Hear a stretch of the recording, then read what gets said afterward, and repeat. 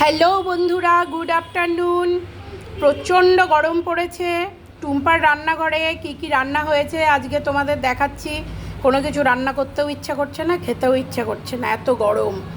এই দেখো, সাদা ভাত, তার সাথে হয়েছে মুগ ডাল, আজকে ভাজা মুগ ডাল টমেটো দিয়ে হয়েছে, করলা ভাজা, আলু ভাজা, আলু একদম ক্রাঞ্চি করে মুচমুচে করে ভাজা, আর কোয়াশ সেদ্ধ, লেবু, আর বাসন্তী বানিয়েছিলাম।